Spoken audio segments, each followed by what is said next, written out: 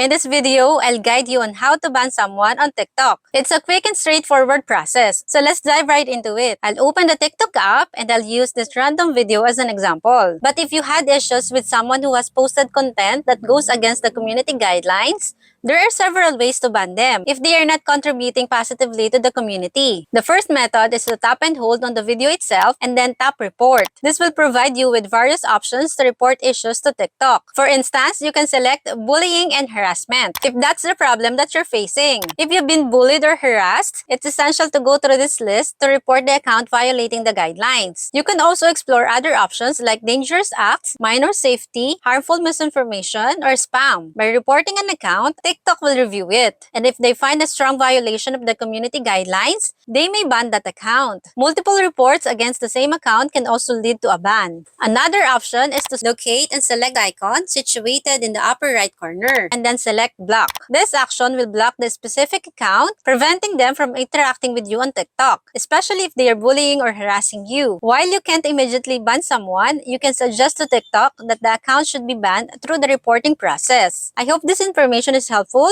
Thank you for your time today, and I'll see you in my next video.